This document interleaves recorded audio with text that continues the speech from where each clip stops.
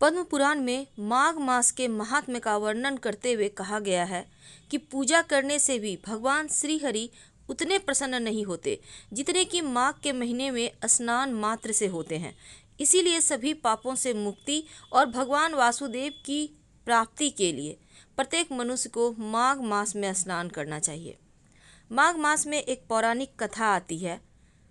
नर्मदा नदी के तट पर शुभव्रत नामक एक विद्वान ब्राह्मण रहते थे, लेकिन वे काफ़ी लालची थे और इनका लक्ष्य किसी भी तरह धन कमाना था। और ऐसा करते करते ये समय से पूर्व ही वृद्ध दिखने लगे, कई बीमारियों की चपेट में आ गए और इस बीच उन्हें अंतर्ज्ञान हुआ कि उन्होंने पूरा जीवन तो धन कमाने में बिता दिया, अब जीवन का उद्धार कैसे होगा। इसी क्रम में उन्होंने माघ माह में स्नान का महत्व बताने वाला एक श्लोक याद आ गया।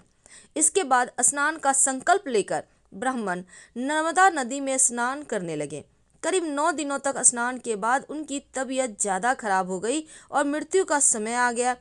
वे सोच रहे थे कि जीवन में कोई सत्कार्य ना करने के कारण उन्हें नरक का दुख भोगना होगा, लेकिन वास्तव में मात्र 9 दिन तक माघ मास में स्नान करने के कारण उन्हें मोक्ष की प्राप्ति हुई। इसी क्रम में पूर्णिमा के दिन एक व्रत कथा सुनी जाती है।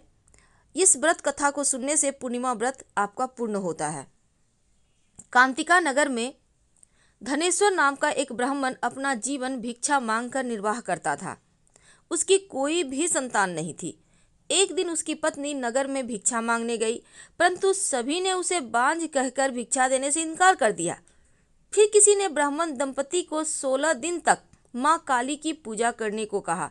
उन्होंने विधि पूर्वक पूजा आराधना की। तब उनकी आराधना से प्रसन्न होकर माँ काली ने दोनों को संतान प्राप्ति का वरदान दिया और कहा कि अपने सामर्थ्य के अनुसार प्रत्येक पूर्णिमा को तुम दीपक जलाओ। इस तरह हर पूर्णिमा के दिन तक दीपक बढ़ाते जाना, जब तक कम से कम 32 दीपक न हो जाए। इसके बाद ब्राह्मण ने अपनी पत्नी को पूजा के लिए पेड़ से आम का कच्चा फल तोड़कर दिया और उसकी पत्नी ने पूजा की। फलस्वरूप वह गर्भवती हो गई, एक पुत्र को जन्म दिया। इसका नाम देवदास रखा। देवदास जब बड़ा हुआ तो उसे अपने मामा के साथ पढ़ने के लिए काशी भेजा। काशी में धोखे से देवदास का विवाह हो गया। अब देवदास ने कहा कि वह अल्पायु है, परंतु फिर भी जबरन उसका विवाह करवा दिया। कुछ समय के बाद काल उसके प्राण लेने आए, लेकिन ब्राह्मण दंपति ने पूर्णिमा का व्रत रखा था, इसीलिए काल उसका कुछ बिगाड़ ही नहीं पाया। और तभी से कहा जाता है कि पूर्णिमा के दिन व्रत करने से संकट से मुक्ति मिलती है और सभी मनोकामनाएं पूर्ण होती है। इसीलिए सबको पूर्णिमा के दिन व्रत तो रखना ही चाहिए, साथ ही दीपक भी जलाना चाहिए नदी के किनारे। 32 पूर्णिमा तक 1 दीपक, अगले पूर्णिमा को 2 दीपक, फिर अगले पूर्णिमा को 3 दीपक, इस तरह से 32 पूर्णिमा तक जाए तो जीवन के सारे कष्ट मिट जाते हैं। माघी पूर्णिमा का महत्व के बारे में कहा गया है कि संगम पर माघ मेले में जाने और स्नान करने का विशेष महत्व है। और पुराणों के अनुसार माघ माह में पूर्णिमा के दिन देवतागण धरती पर आते हैं और गंगा में स्नान करते हैं। इस शुभ संयोग में दान, पुण्य और मंत्र जप करने से देवताओं को प्रसन्न किया जाता है।